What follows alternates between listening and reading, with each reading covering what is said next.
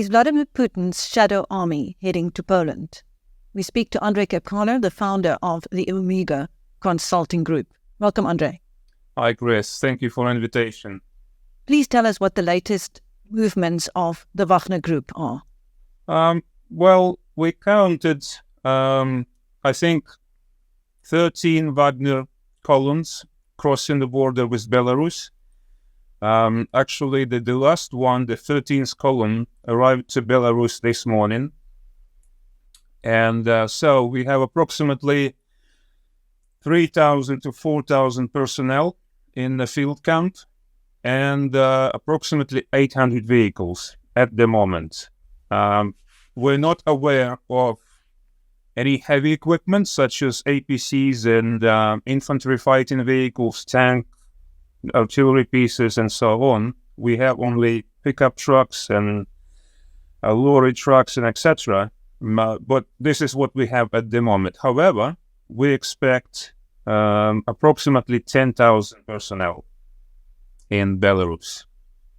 What they've been doing, the field camp is located 200 kilometers from Ukrainian border. And so far, the Wagner Group was seen training local Belarusian special forces and conventional troops. This is what they do now.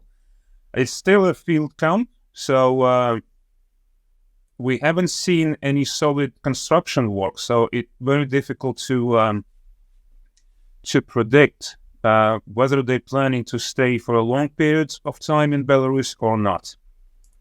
This is what we know at the moment.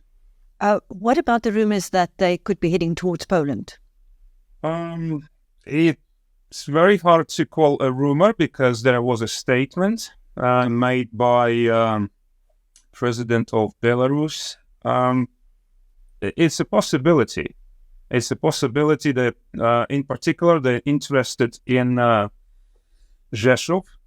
Rzeszów is a small town. It was a small town, sleepy town, we can call them. Only 200 kilometers from Belarus and 100 kilometers from Ukraine. But now Rzeszów became a hub, a huge hub for military equipment, humanitarian aid, evacuation processes, and high-profile passengers such as President of the United States, Joe Biden, etc. So it is very attractive target for Wagner Group, and we know that Wagner Group has appetite for such attractive targets. Actually, I have to remind you that the first red flag was a while ago when Prigozhin sent a bloody sledgehammer to the European Parliament. Well, to me, it was a first red flag that he has ambitions not only for Ukraine, but for Western countries as well, NATO countries as well. It's hard to predict whether Prigozhin will go to Poland or not, because at the moment it sounds unreal, but at the same time, the war in Ukraine also in 2002 sounded unreal, but it happened. I don't really see how they can conduct a sabotage operation because it's far away from the border crossing point, which is 200 kilometers. As far as I remember, in Rzeszów, we have approximately 10,000 NATO military personnel. So sabotage operation 200 kilometers away from the borders, then they have to go 200 kilometers in, conduct the sabotage operation, and return back home unless it's a suicide mission. And nowadays it's almost impossible to sneak into NATO country unnoticed and come back safe.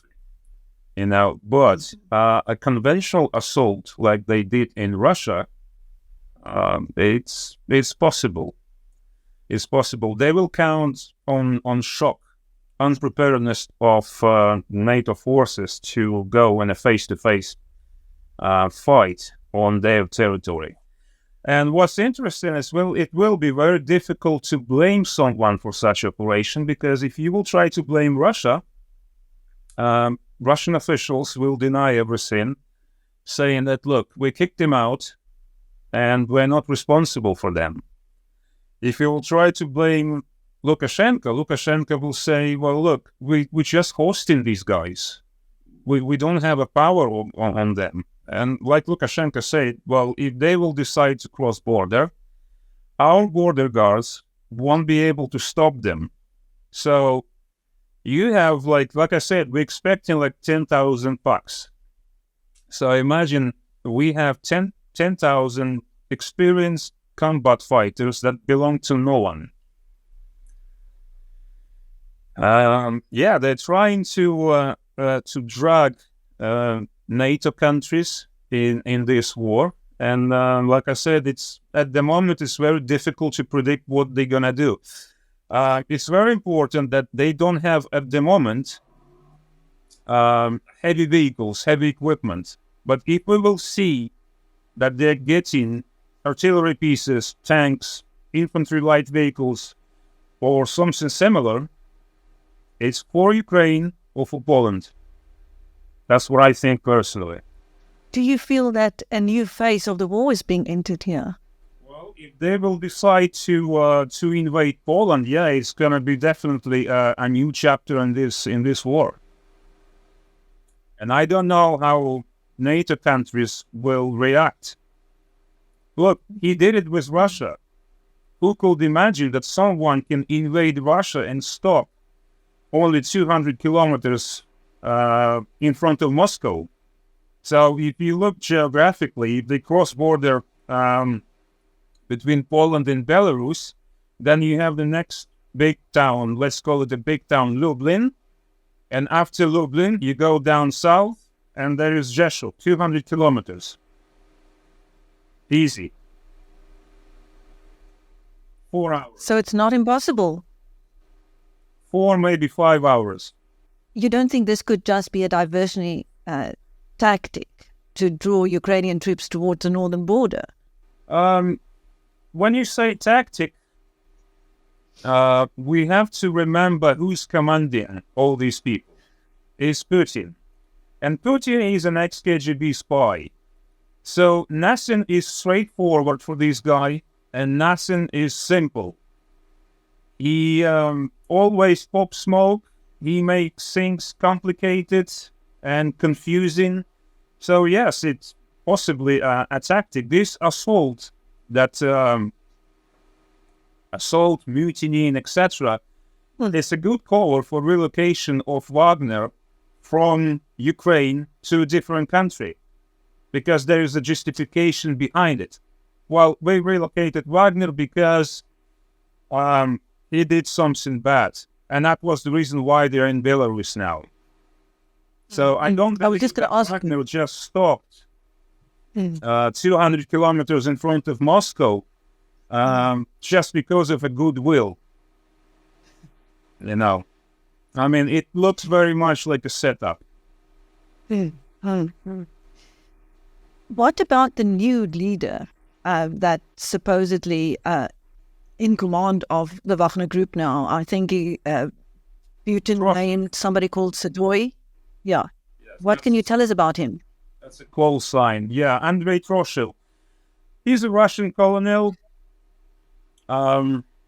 with combat experience in Afghanistan and Chechnya, and I think in Syria. Well-respected leader among military personnel. However, Wagner consists not only of military personnel, but civilians and prisoners as well. So for prisoners, this guy will always represent the state. And it's very questionable whether Trosha will be able to replace Prigozhin fully and have the same respect as Prigozhin as well. But it looks to me like Wagner will split up. You know, people under the command of Trosha will be under Ministry of Defense jurisdiction.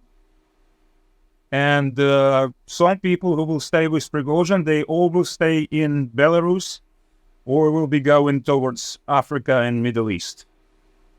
Well, it looks very much like that to me. What else is happening in the war that's not made the news? I mean, you are sitting where you see and hear things that the outside world does not.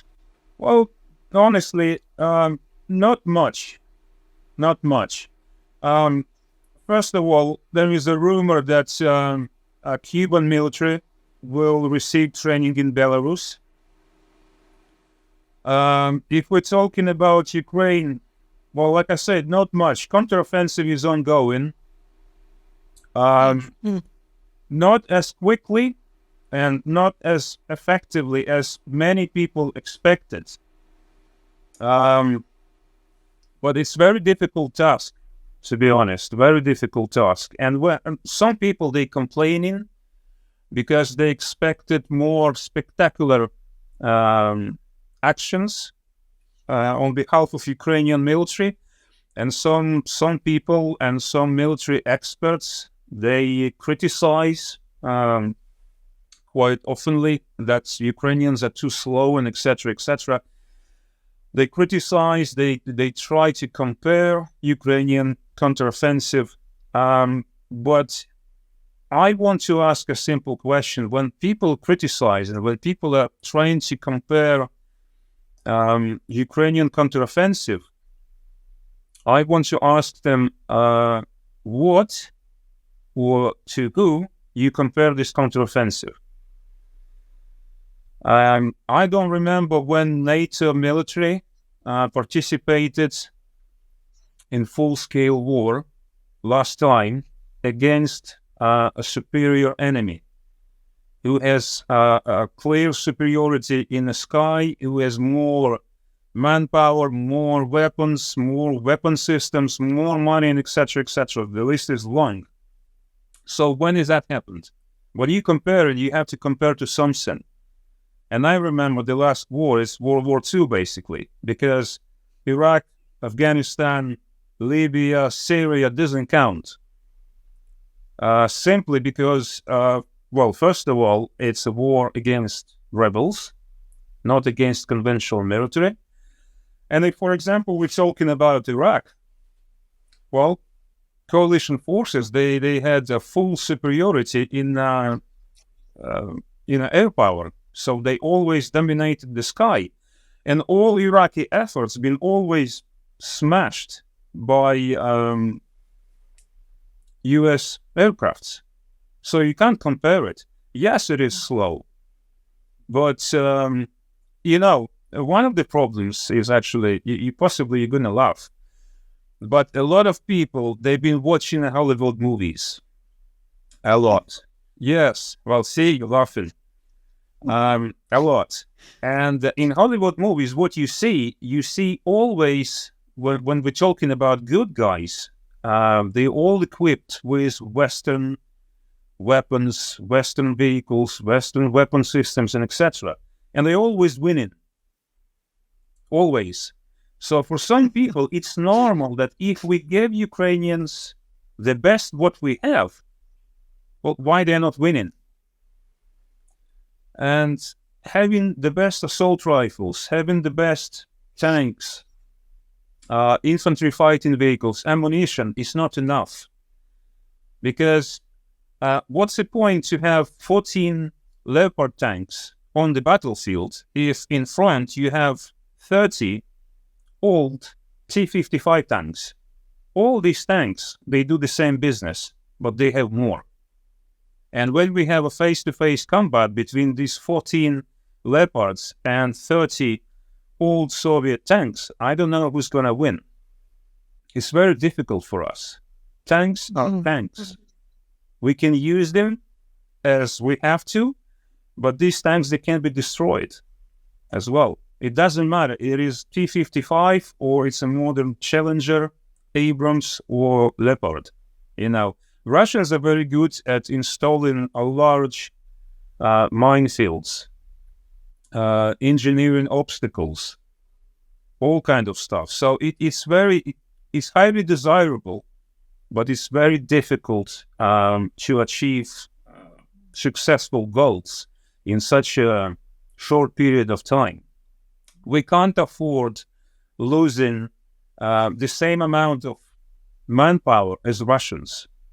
Russia, they don't care. If they can, they will be sending the wave after wave of Russian soldiers. And it doesn't matter how good are these soldiers. It doesn't matter these soldiers been trained or not. It's just a soldier with an assault rifle. For them, it's just expendable material. And Ukrainians, we can't afford it because we don't have so many people. That's why it's slow. And if someone is trying to let's say, to judge, I think the earliest judgment, a decent judgment, can be made beginning of this winter.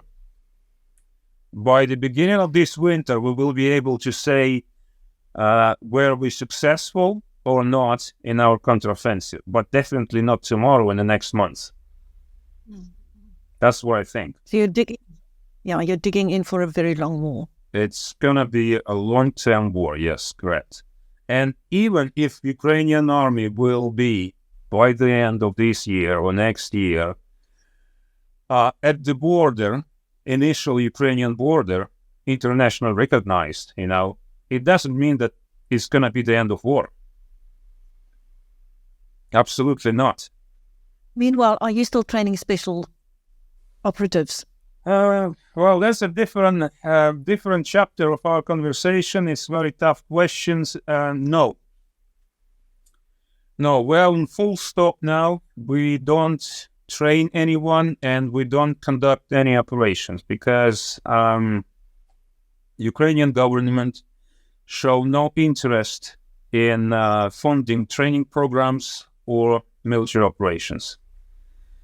Apparently, they don't have money. They say they don't have money for that, but unfortunately, the situation in Ukraine is very critical now, and corruption in my country is as high as never. We don't have money for training, we don't have money for our military operations, but in the same time, we do have money for luxury villas, luxury cars, elite food and alcohol, holidays in Spain, now French Riviera, basically good life. Ordinary people, they have a totally different life, but Ukrainian elite, it looks like they're just profiting. And now, to give you an example now, thanks to media investigation, Ukrainian police managed to arrest a military commissar in Odessa who turned out to be a multimillionaire with real estate in Spain worth 4 million euros. A military commissar who's in charge of the conscripts, a multimillionaire. I'm definitely in wrong business. So that must be hard. Yeah, sorry to interrupt you. That must. But people are crazy, absolutely crazy. Government officials are crossing the border with suitcases full of US dollars. People are buying golden chairs, golden tables, everything made of gold. I don't know why they have this obsession about gold, but it's very hard for me. The problem is that we're very comfy with Western aid, with everything what we receive for free. Weapons, weapon systems, humanitarian aid, all these loans, money for different projects. We're getting everything for free. And this is actually a very, very comfortable position because if you're getting everything for free, then you can do with your budgets whatever you want. And at the same time, the army is in a terrible state. That's really, that's really bad. And now I'm actually internationally looking for people who's willing to invest in fight against Russia. It's very embarrassing because yeah. It's very embarrassing because for some people, a war in Ukraine is a tragedy. And on the other hand, for other people, it's like a free ticket to a dream life. You know, I was always enthusiastic and patriotic, but I realized that every time I'm willing to do something for my country, I'm just hitting the wall of bureaucracy. So, I mean, when you have a second year of full-scale war, and people are saying, but we don't need your services. We don't need trained, we don't need military operations, we don't have money. Yes, you don't have money, but you're buying golden tables and cars. Well, this guy, the military commissar, he had like 8 vehicles. Why you need 8 vehicles? Mercedes, Porsche, Audi. You're only one guy. How are you going to drive 8 vehicles in the same time? Why you need this? It's just abuse of power, abuse of everything, abuse of democracy. This is abuse of democracy. When, like I said, on a second year of really hard war, people afford buying Mercedes, Porsches, villas of $4 million villa. Just the commissar. Imagine what's happening on the top level. So that's and this is money. Sorry, and this is money looted from Western aid. I don't know. I don't have access to that information, but definitely the commissar's salary won't allow him to buy a villa in Spain worth 4 million euros. Bribes are a big deal as well. This must be so hard for soldiers. We're planning to join NATO next year. Terrible. Of course, in NATO military, every single soldier is a multimillionaire. Of course, that's normal. It must be so hard for soldiers who have fought for these last 2 years to see that happening. And many have given their lives. Yes, ordinary civilians are buying everything from socks to tanks. Have you ever seen something like that in the world, that people are buying tanks for soldiers? People are buying everything, like I said, food, socks, ammunition, rifles, drones, vehicles, everything. Well, except aircrafts. I didn't hear that stories, but everything, including tanks, ordinary civilians are buying and giving for free to Ukrainian military. And in the same time, other people are chilling out in Maldives. That's the double reality. Thank you to Andrei Kebkalo of the Amigo Consulting Group speaking to us from the Ukraine about Putin's shadow army's latest movements, possibly towards Poland. Thank you, Andrei. Thank you, Chris.